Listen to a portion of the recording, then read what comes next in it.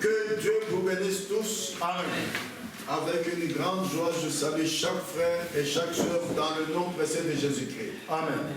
Je me souviens que dimanche passé, exactement, il y a une semaine, mon frère Jean-Marie, ma soeur Liliane, nous étions en Angleterre sur l'invitation du frère Gérard pour être témoin du mariage de son fils Élisée avec notre sœur Françoise qui est venue de Botswana.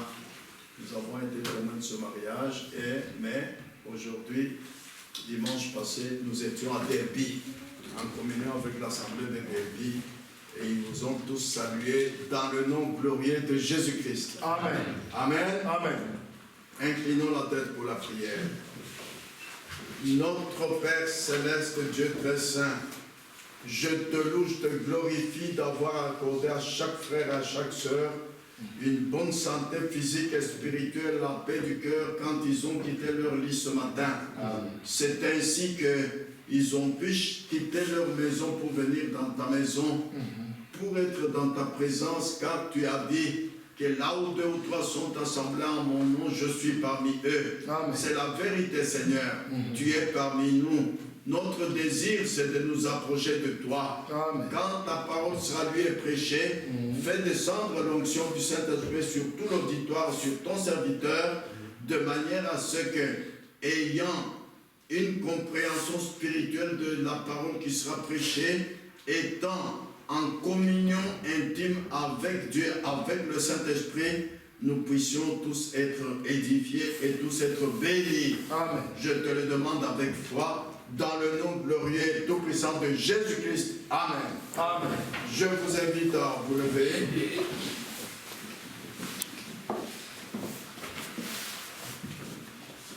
Aujourd'hui, nous lirons dans l'Évangile selon Matthieu, chapitre 24, versets 32 à 36. Évangile selon Matthieu, chapitre 24, du verset 32 jusqu'au verset 36. Je lis la parole de Dieu.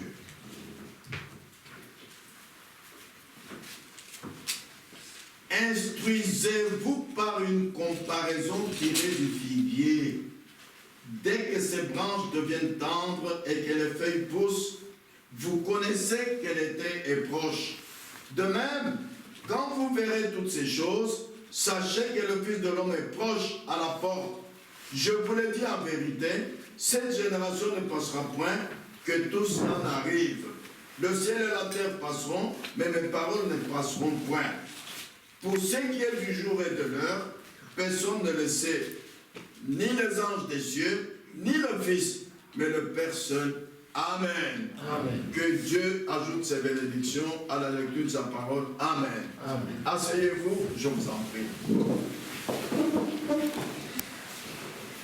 Frères et sœurs, à travers ces écritures qu'on vient de lire dans Matthieu 24, verset 32 à 36, je voudrais tirer un texte, cette parole infaillible de promesse. C'est sur cela que, par la grâce de Dieu, j'aimerais vous parler aujourd'hui. Notre foi est basée juste sur ceci, sur la parole infaillible de la promesse. Quand Dieu promet quelque chose, cela doit arriver. En effet, à travers les âges, l'homme a cru ceci, les promesses de Dieu, ce qu'il a promis. Quand il t'appelle à sortir du monde, venir ici, eh bien, si tu vois que ça t'ennuie un peu, c'est que tu ne regardes pas aux promesses. Si tu regardais aux promesses de Dieu, tu diras chaque jour qu'il y a culte, j'y vais. Dieu m'a promis des choses. Dieu m'a promis des choses qu'aucun homme ne peut pas me donner. Il faut regarder aux promesses de Dieu. Et je crois réellement aujourd'hui que chaque parole de Dieu est vraie. Amen. Amen. Chaque promesse que Dieu a faite est vraie. Amen. Amen. Et c'est pour quiconque veut l'accepter. Et maintenant, il y en a qui essayent d'accepter cela, mais qui n'y arrivent pas. Et il y en a d'autres qui peuvent accepter cela. Et d'autres reçoivent cela, sans même essayer de vivre cela. Oh là là! Ne marchons pas sur la tendance dénominationnelle. Quand nous venons à l'assemblée, écouter des prédications, écouter les promesses de Dieu, c'est pour les vivre, manifester aux gens du monde. Voilà la parole de Dieu qui s'accomplit dans ma vie. Regardez, regardez-moi. La parole de Dieu s'accomplit. C'est nous, les chrétiens, qui devrons refléter Dieu. Nous sommes la lumière du monde. Nous devions manifester l'accomplissement de la promesse. Nous devions manifester que nous vivons la parole de Dieu. Nous devons prêcher l'évangile en disant que la promesse de la guérison est pour tout le monde. Bien que nous savons qu'il n'en est pas ainsi. En effet, la guérison divine, cela est pour tous s'ils peuvent le recevoir. Mais nous savons qu'ils ne peuvent pas tous le recevoir. La guérison divine est pour ceux qui croient. Amen.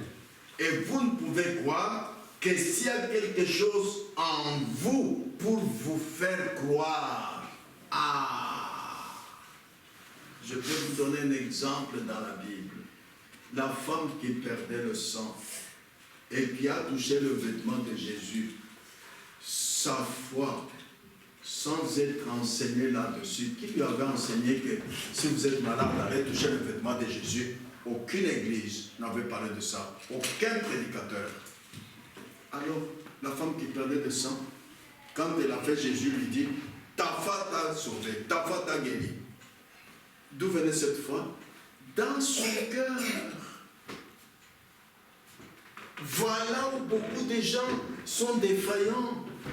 Quand vous allez à l'église, la foi ne vient pas de l'église. La foi ne vient pas en regardant les autres frères et sœurs comment ils vivent la parole. Non, c'est individuel. Comme la femme qui perdait le sang. Jamais du temps de Jésus, personne n'avait fait ce que cette femme avait fait là. Dieu, ça lui venait. La foi vient, ce qu'on entend, vient de la parole de Christ. Dieu lui avait parlé dans son cœur. Touche seulement le vêtement de cet homme et tu es guéri. Voilà la foi, frères et sœurs. Vous devez retenir cela toute votre vie. Vous pouvez être en brousse seul. Seul. Même vous êtes tombé là malade. Une semaine, vous ne voyez personne. N'attendez pas d'arrêter la prédication pour avoir la foi. Non. Elle vient du cœur. Amen. Or, si cette femme qui perdait le sang a pu, sans une promesse, obtenir la guérison par sa foi, dans ce qu'elle avait en elle et dans ce qu'elle a fait, la foi sans les œuvres est morte, dit Jacques, n'est-ce pas? Une foi doit montrer les œuvres. Cette femme a montré qu'elle avait la foi en elle et elle a agi. Elle a fait quelque chose. Amen. À combien plus forte raison obtiendrons-nous notre guérison par la foi dans la promesse que Dieu manifeste et confirme devant nous. Et Dieu nous l'a apporté par sa parole. Il est venu et a confirmé sa parole. Et nous devons prêcher le salut de la même manière que le salut est pour tous. Mais nous savons que tous ne peuvent pas le recevoir. Tous les hommes ne peuvent pas voir ces choses. Jésus a dit en Matthieu chapitre 5 verset 6, « Heureux ceux qui ont fait soif de la justice, car ils seront rassasiés. » Amen. Amen. Nous avons lu dans Matthieu chapitre 24 versets 32 à 36 en introduction. Et nous avons vu là que Jésus a dit en Matthieu 24, 35, « Le ciel et la terre passeront, mais mes paroles ne passeront point. » C'est Amen. Amen. Nous croyons cela, que dans les âges auxquels Dieu a destiné sa parole, Dieu a donné sa parole cette parole sera toujours révélée dans sa vérité. Elle sera confirmée car Dieu l'a bien promis. Et c'est toujours la vérité. Écoutez ce que le prophète nous dit dans le message. Écoutez, il dit ceci. Au paragraphe 41, chaque âge a sa portion de la parole qui devait s'accomplir. Si vous venez à l'église des années, que vous ne voyez pas la parole s'accomplir, il y a quelque chose qui ne va pas avec votre manière de croire. La parole doit s'accomplir. Si elle ne s'accomplit pas, allez même en vous crier, Seigneur, voilà, j'ai dit il y a des années que je vais à l'église. Je ne vois pas la parole de Dieu s'accomplir. Aujourd'hui, je te demande, d'après l'Écriture, que toi tu as dit, accomplis-la dans ma vie, Seigneur. Je te le demande au nom de Jésus-Christ. Et attendez. Mais si vous n'avez pas la foi de vous adresser vous-même directement à Dieu ainsi, comment allez-vous vivre l'accomplissement de la parole? Dieu a donné sa parole dans chaque âge. Cette parole sera révélée dans sa vérité. Elle sera confirmée car Dieu l'a promis. La parole prédit des choses. Elle dit des choses à venir. Oui. Je relis. Chaque âge a eu sa portion de la parole qui devait s'accomplir. Dieu envoie toujours un prophète.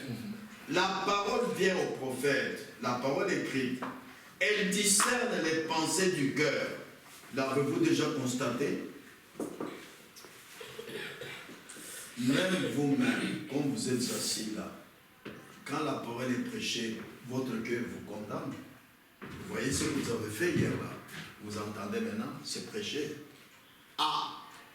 Mais les gens n'en font aucun cas. La Bible dit, si votre cœur vous condamne, si votre cœur vous exhorte, même la nuit quand vous dormez, pourquoi tu as été avec des amis païens, des amis incroyants, pourquoi? Ah, et tu dors, tu n'en fais aucun cas. Mais c'est dans la simplicité que Dieu nous conduit. Amen. Ah. La parole vient au prophète, la parole est écrite. Elle discerne les pensées du cœur. L'avez-vous déjà constaté? Le prophète, étant donné qu'il savait qu'il était un prophète, c'est parce que la parole de Dieu discerne la pensée qui est dans le cœur. Elle prédit des choses. Elle dit des choses à l'avance. Elle prédit à l'avenir. Vous savez que le prophète qui a été envoyé dans notre temps a discerné des pensées qui étaient dans le cœur des gens. Vous le savez bien. Voilà ce qui nous montre que c'est un prophète. Vous voyez, c'est celui qui a la révélation divine de la parole écrite. Et la façon dont la parole est confirmée, il voit à l'avance les choses qu'il prédit et celles-ci s'accomplissent. Vous voyez, la parole prédit des choses. Elle dit des choses à l'avance. Elle prédit l'avenir. Retenez cela. Nous avons lu en Matthieu 24, versets 32 et 33, nous pouvons relire. Instruisez-vous par une comparaison tirée du figuier. Rien que par des signes, vous devez recevoir une instruction.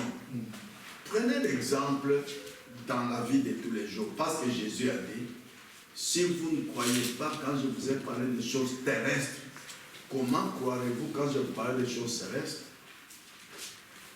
Vous vous réveillez le matin, vous voyez que le soleil, le ciel, tous les nuages sont sombres.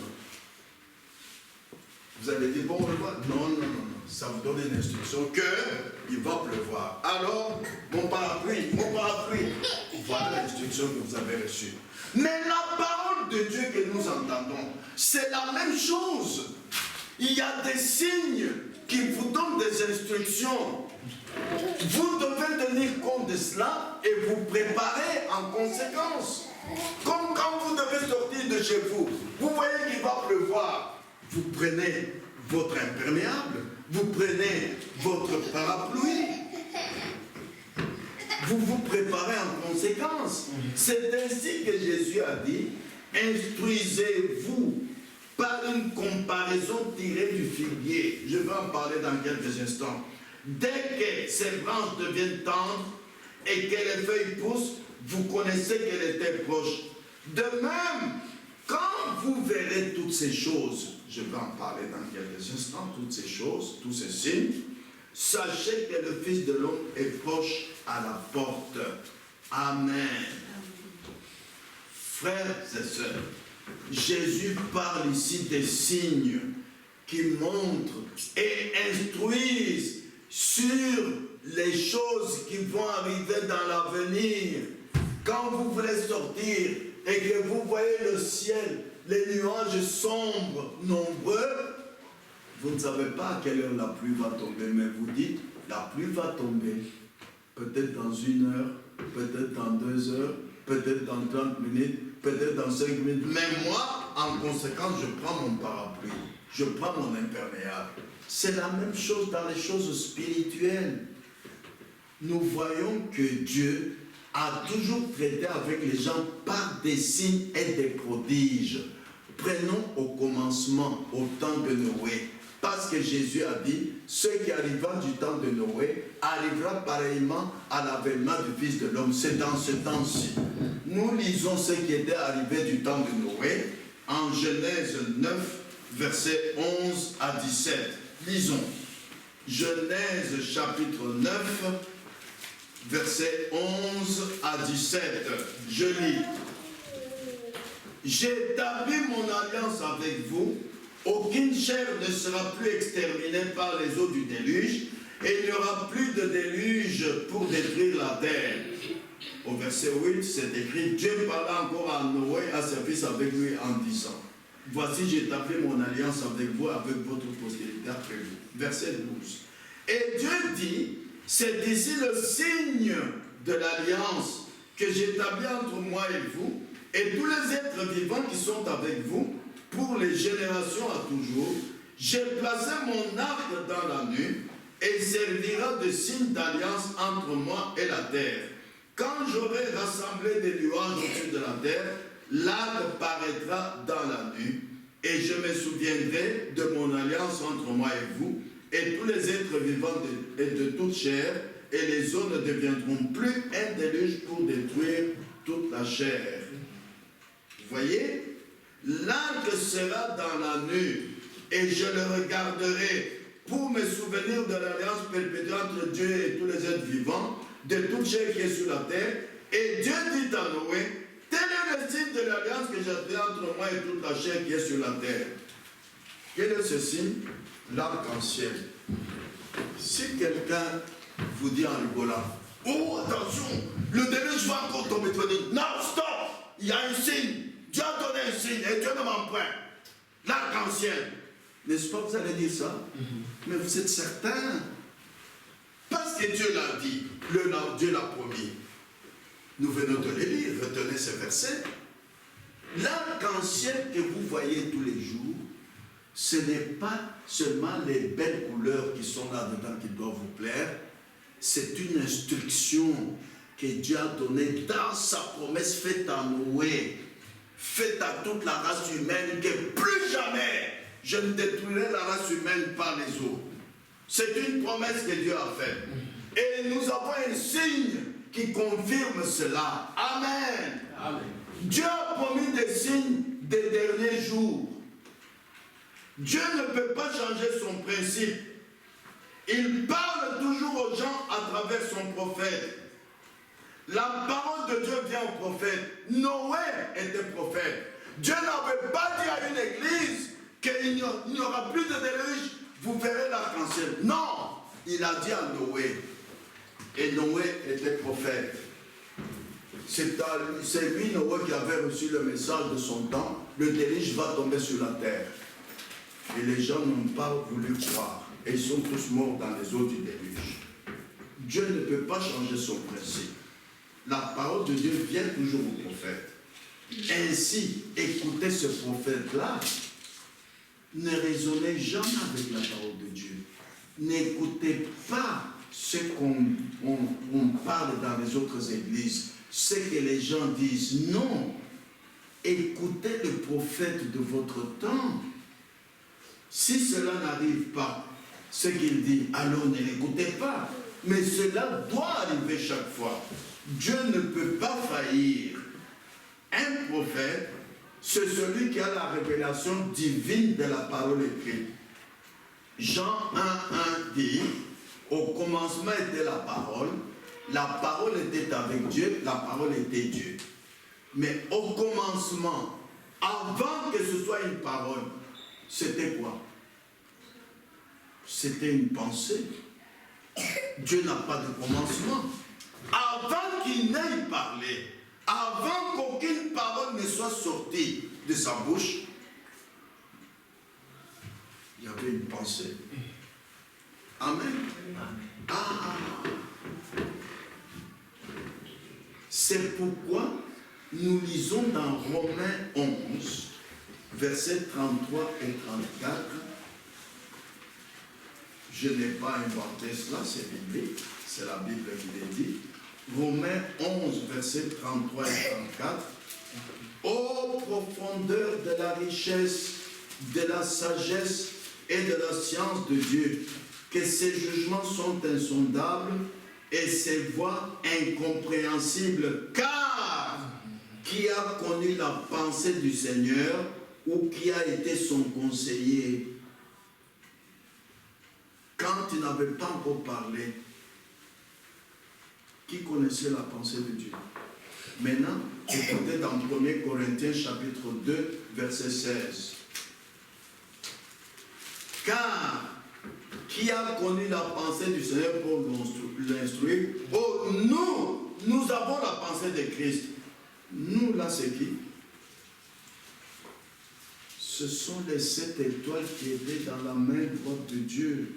C'est écrit dans Apocalypse 1, 20. Apocalypse 1, 20 déclare ceci. Le mystère de cette étoile que tu as vu dans ma main droite et de 7 chandeliers d'or. Les 7 étoiles sont les anges de cette église. Et les 7 chandeliers sont les 7 églises. Il y a eu 7 âges de l'église. Il y a eu 7 messagers. Ces 7 messagers, c'était les 7 étoiles qui étaient vues dans la main droite de Dieu. Et eux, ils ont la pensée de Dieu. Amen. Alors écoutez-les.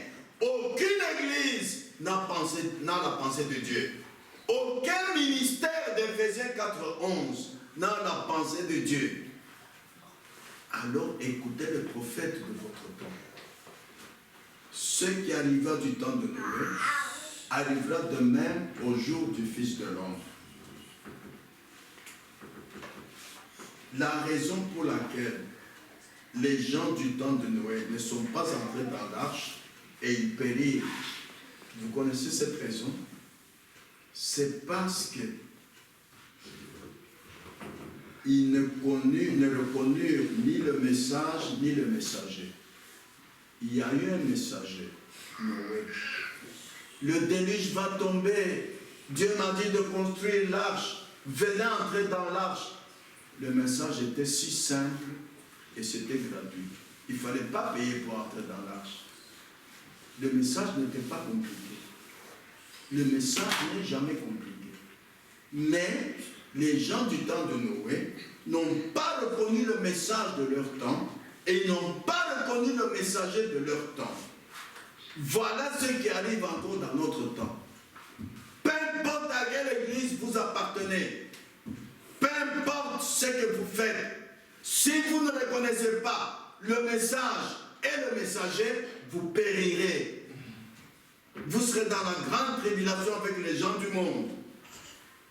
Ils ne reconnurent pas les signes, ni l'heure dans laquelle ils vivaient, les gens du temps de Noé. Quel était le signe? Le prophète. Un prophète est un signe. Il ne vient pas avec la parole d'une église, il ne vient pas avec la doctrine d'une église, il vient avec le message de Dieu. Et Noé était venu dire aux gens de son temps quelque chose qui n'était jamais arrivé.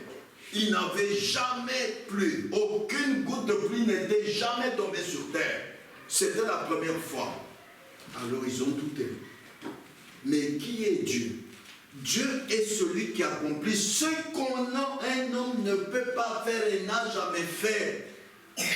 C'est pourquoi le prophète de votre temps viendra toujours vous enseigner des choses que les églises que vous connaissez n'ont jamais enseignées. Vous allez dire, mais il exagère un peu. Non, il parle de la part de Dieu. C'est pour cela que du temps de Noé, les gens n'ont pas voulu accepter le message de leur temps, parce que c'est quelque chose qui n'était jamais arrivé. C'était quelque chose d'incompréhensible par la connaissance humaine. N'utilisez pas la connaissance humaine dans la parole de Dieu. Non, il vous faut Dieu. Il vous faut la conduite du Saint-Esprit. La Bible, c'est un livre surnaturel. Peu importe que vous ayez fait l'université, quand vous lisez la Bible, le livre surnaturel, vous n'avez encore rien compris jusqu'à ce que le Saint-Esprit vienne vous révéler cela. Amen. Voilà pourquoi il y a des tiraillements et des tiraillements dans les églises, parmi les frères et les sœurs. Non, écoutez, mais moi j'ai lu ça. Ne vous basez jamais sur la connaissance humaine. Le prophète de chaque temps ne s'est jamais basé sur la connaissance humaine. Il s'est basé sur l'inspiration. Alléluia. Aujourd'hui, les frères et sœurs parlent rarement de l'inspiration, ou même presque pas. Dieu m'a inspiré, on n'entend pas parler de ça. Or, c'est sur cela que vous devez baser votre foi. Vous devez être inspirés, frères et sœurs. La raison pour laquelle les gens du temps de Noé ne sont pas entrés dans l'arche et ils périrent, c'est parce qu'ils ne reconnurent ni le message, ni le messager. Ils ne reconnurent pas les signes, ni l'heure dans laquelle ils vivaient. Si seulement les églises pouvaient reconnaître la parole de Dieu, dans laquelle se trouve la promesse de cette heure pour le peuple. Pas la promesse du temps de Moïse, du temps d'Abraham, du temps de Luther, du temps des pentecôtistes, non, de cette heure. En ce moment-là, vous ne périrez pas. La parole qui a été prophétisée pour ce jour corrige l'erreur du jour. La parole elle-même corrige l'erreur. Je vous ai dit que si quelqu'un faisait une erreur en disant « Ah, attention, j'ai jamais vu des nuages comme ça. Vous savez qu'il y a eu un déluge. Eh bien, il va y avoir le déluge. » Vous pouvez le corriger par la parole, en lui montrant le signe. Non. La parole montre que Dieu a donné un signe. La parole corrige votre erreur là. Il n'y aura plus jamais de déluge. Parce qu'il y a l'arc-en-ciel qui est le signe qui montre que Dieu ne détruira plus jamais la race humaine par les eaux. Et il a dit que comme preuve, nous verrons le signe de l'arc-en-ciel. Vous voyez, frères et sœurs, la parole elle-même corrige l'erreur. C'est pourquoi je vous l'ai dit, aujourd'hui, votre cœur peut vous condamner, vous ne tenez pas compte de ça. Aujourd'hui, vous pouvez écouter la parole comme vous êtes venu là. Les erreurs que vous faites, la parole que vous entendez corrige les erreurs, vous ne tenez pas compte de cela. Ah, ça, ce n'est pas la chose à faire, mon frère. Ce n'est pas la chose à faire, ma soeur. Ne négligez pas la parole. La parole, c'est la parole de Dieu. Et vous êtes sûr que c'est la parole de Dieu quand c'est écrit. Si un prédicateur vous disait quelque chose que vous n'avez pas lu dans la Bible, dites-lui, où est-ce que c'est écrit? s'il ne vous montre pas, laissez ça de côté. Mais s'il vous montre dans la Bible, la parole elle-même corrige l'erreur. Jésus a dit, dans Luc 17, versets 26 et 27, ce qui arriva du temps de Noé arrivera de même à l'avènement du Fils de l'homme. On peut lire cela. Luc 17, parce que je vais vous montrer dans notre temps ce que cela nous enseigne. Ce qui arriva du temps de Noé arrivera de même au jour du Fils de l'homme. Les hommes mangeaient, vivaient, se mariaient et mariaient leurs enfants, jusqu'au jour où Noé entra dans l'âge, le déluge vint et les fit tous périr. Alors, qu'est-ce que Jésus veut nous montrer là comme signe? C'est la manière dont les gens là se mariaient. Quand vous retournez en Genèse, la Bible dit que le péché ne faisait que se multiplier sur la terre. Pourquoi? C'était le mariage libre. Aujourd'hui, c'est ce que nous appelons copain, copine. Moi, votre frère, j'ai eu la chair de poule. Quand je reçois un document administratif, dans le temps, c'était état civil, célibataire ou marié. Maintenant, il y a 3 options. Célibataire, marié. Il y a une troisième option. On met... qu'est-ce qu'on met là? Cohabitant, oui. Cohabitant ou cohabitante. Ça m'a donné la chair de poule. Vous voyez que le péché du temps de Noé est parmi nous. Même l'État reconnaît ça. Il vous donne la liberté de vivre, hommes et femmes, sans être liés par le lien légal du mariage. C'est permis. Mais Dieu n'accepte pas cela.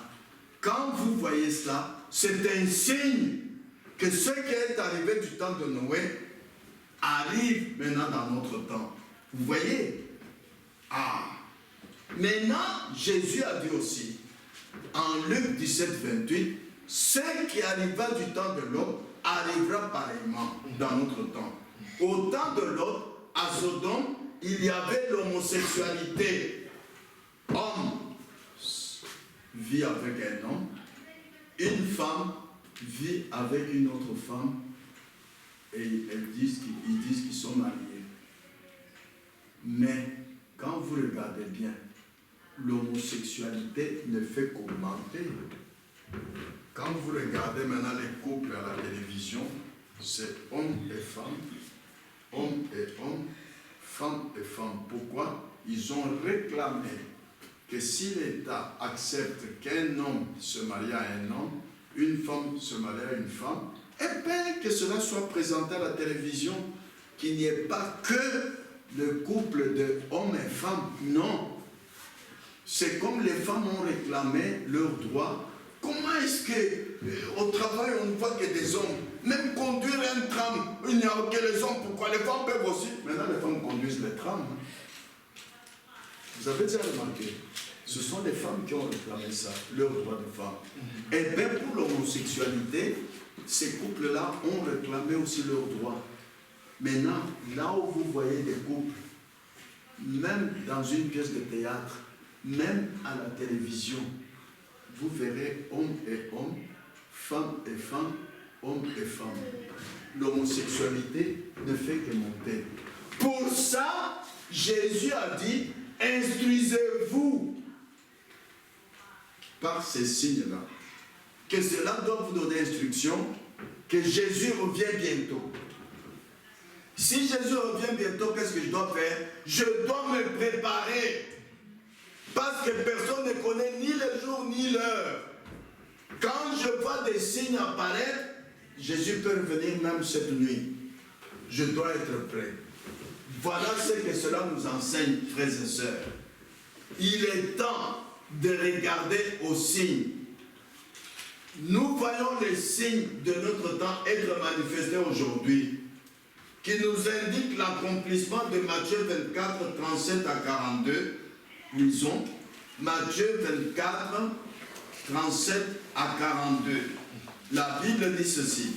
Ce qui arriva du temps de Noé arrivera de même à l'avènement du Fils de l'homme.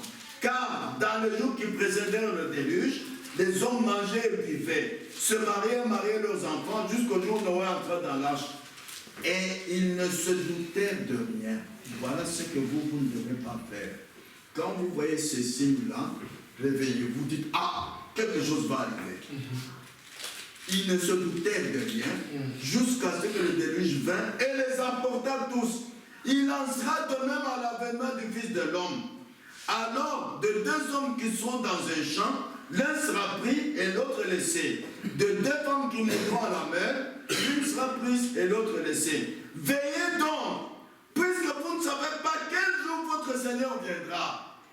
Voilà l'instruction que cela nous donne. Verset 44. C'est pourquoi vous aussi, tenez-vous prêts, car le Fils de l'homme viendra à l'heure où vous n'y penserez pas. Vivez le message quand vous voyez les signes. Vous ne savez pas quel jour Jésus viendra. Dieu a promis des signes, frères et sœurs. Quels sont-ils? Le prophète de notre temps s'exclame et dit dans un message, pourquoi les chrétiens aujourd'hui ne vivent pas la vie des chrétiens d'autrefois mentionnés dans la Bible et ne parlent-ils pas de l'action du Saint-Esprit et des signes? Il y a trois choses. Vous savez que le prophète de notre temps, c'est un prophète promis. Malachie 4, 5, 6 le dit. C'est la promesse de Dieu. Je parle des promesses, des paroles infaillibles de promesses. Les paroles de promesse de la venue de dit le prophète, c'était Frère Branham dans ce temps de la fin. Nous devons regarder qu'est-ce que Dieu a promis quand il nous a envoyé ce prophète. Il ramènera le cœur des enfants à leur père. Nos pères spirituels, ce sont les apôtres. Quand vous regardez les apôtres, ceux qui avaient écrit n'avaient qu'un cœur et qu'une âme. Et beaucoup de miracles se faisaient par les mains des apôtres. Pas seulement de Pierre. Pierre a fait des grands miracles. Mais les apôtres aussi, allez lire Acte 5, verset 12. Mais les gens n'en parlent pas. Vous ne verrez jamais un frère dire à un autre, mais écoutez, nous ne voyons pas les miracles parmi nous. Réveillons-nous. Non. Ils n'en font aucun cas. Ils avancent comme les catholiques, comme les méthodistes, comme les pentecôtistes. Pas de miracle, mais du moment que je vais à l'église, non! Ce n'est pas ce que Dieu nous a promis. Jésus a dit, voici le miracle qui accompagneront ceux qui auront cru. Alléluia! Amen. Alors où est-ce que vous mettez cette promesse-là? C'est la promesse infaillible de Jésus-Christ. Pour les véritables chrétiens, ils doivent manifester les choses que les apôtres ont manifestées. La puissance du Saint-Esprit, la présence de Dieu parmi eux, de telle manière que les gens ont dit, Dieu est avec ces gens-là. Antioche, c'est là où la première fois, les disciples ont été appelés chrétiens par les gens du monde. Voilà ce qui doit nous arriver aussi. Et il dit, il ne parle pas de signes non plus. Écoutez ce qu'il dit pour accomplir ces prodiges. Au paragraphe 29, il dit ceci. Mettez-vous à chanter les hymnes. Mettez-vous à lire la Bible. Et cet étranger vous apparaîtra aussi. Quel est l'étranger? Celui qui a apparu parmi les deux disciples sur le chemin d'Emmaüs. Il y a un étranger qui est venu se joindre à eux. C'était Jésus, mais ils ne le reconnurent pas. Parce que vous regardez bien dans la Bible, Jésus ressuscité, même Marie de Magdala ne l'a pas reconnu. C'est quand il a dit Marie, la voix, il l'a reconnu. Mais en le regardant, il ne l'a pas reconnu. Les deux disciples sur le chemin d'Emmaüs aussi ne l'ont pas reconnu. Vous voyez? Alors maintenant, pour qu'il vous apparaisse, il peut vous apparaître aujourd'hui. Méditez sur sa parole. C'était pendant que ceux qui étaient partis à Emmaüs en chemin se sont mis à parler de lui qu'il est sorti des bois. Souvent, quand les frères et sœurs s'asseyent ensemble, ils parlent que de politique. De la chose de... Non, c'est mauvais. Ce n'est pas la chose à faire. Quand vous vous asseyez, même chez vous, même à votre fête d'anniversaire, parlez de la parole de Dieu. Amen. Parlez de Dieu. Amen. Alors il peut vous apparaître. Amen. Amen. Amen. En chemin, ils se sont mis à parler de lui, qu'il est sorti des bois et a marché avec eux toute la journée. La raison pour laquelle nous n'avons pas de bénédiction spirituelle, c'est que nous consacrons trop de temps à regarder la télévision, trop de temps à lire les journaux, ou à écouter quelque chose que nous ne devrions pas écouter, ou à faire quelque chose que nous ne devrions pas faire. Et nous ne rachetons pas le temps, mais nous le consacrons aux choses du monde plutôt que de consacrer notre temps au Seigneur Jésus. La Bible dit, l'homme ne vivra pas de pain seulement, mais de toute parole qui sort de la bouche de Dieu. Les chrétiens doivent vivre de la parole. Voilà pourquoi nous ne voyons pas des choses surnaturelles dans notre vie. Voilà pourquoi nous ne parlons pas de signes. Nous sommes sortis du monde, mais nous sommes comme la femme de Lot. Nous avons toujours le regard tourné au monde. Quand nous voulons faire l'anniversaire, c'est comme les gens du monde. Quand nous avons une naissance dans une famille, on reçoit ce bébé à la maison, c'est une fête comme les gens du monde. Avec ça, Dieu s'éloigne de nous, frères et sœurs. Ce n'est pas ainsi que les chrétiens qui sont mentionnés dans la Bible vivaient. Vous devez tout le temps vivre la parole. Ne pas aimer le monde, ne pas aimer les choses qui sont dans le monde. Alors, paraîtra parmi vous des choses surnaturelles. Pourquoi vous n'avez pas envie de voir les choses surnaturelles? Dieu a créé l'homme pour dominer sur toute sa création. Jésus a dit, voici le miracle, vous saisirez le serpent avec les mains. Moi, j'étais attristé il y a des années, plus de 40 ans que je prêche. Un jour à Lubumbashi, je prêchais, c'était un soir. Je vois tous les hommes qui se mettent sur les chaises. Les hommes et les frères et les soeurs sur les chaises. Qu'est-ce qu'il y a? Un serpent. Mais comment avez-vous peur du serpent? Dans l'église encore. Mais je le saisirai avec la main pour accomplir ce que Jésus a dit.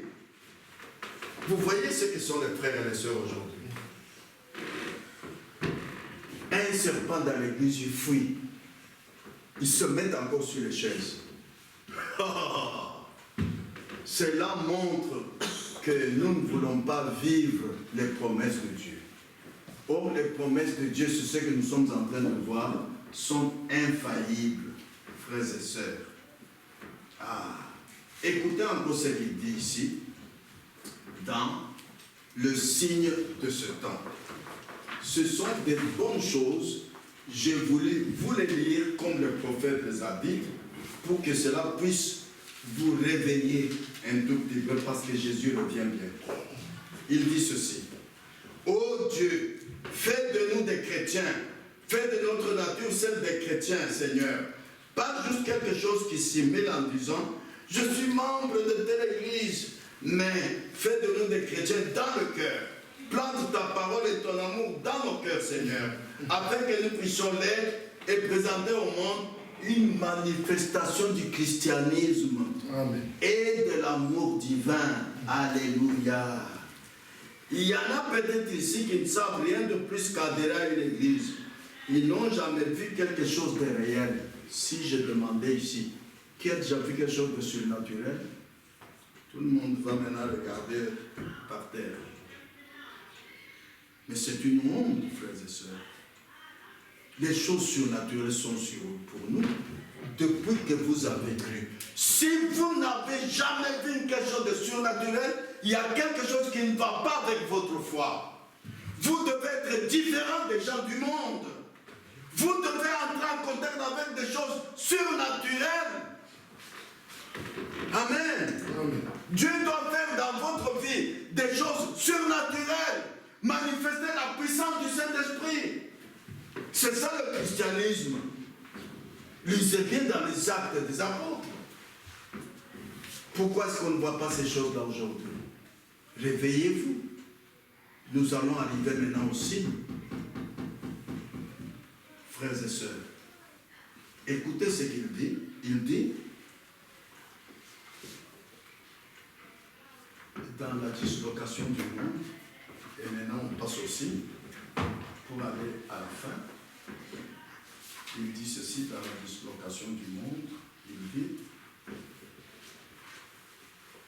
je préfère, revenez à Dieu, je préfère que ma consolation soit basée sur la parole de Dieu, le baptême du Saint-Esprit, la présence de Christ. N'ayez pas seulement un Jésus-Christ historique, un Dieu historique. Désirez qu'il se manifeste dans votre vie. Dieu donne à l'homme ce que son cœur désire. Désirez qu'il manifeste la puissance du Saint-Esprit dans votre vie. Voyez, désirez la présence de Christ que sur toute sécurité que la politique ou les églises pourraient m'offrir. Aujourd'hui, les gens se basent sur, dans notre église, on dit, dans notre église, on nous prêche ceci, et ils se moquent des autres églises. Dieu ne viendra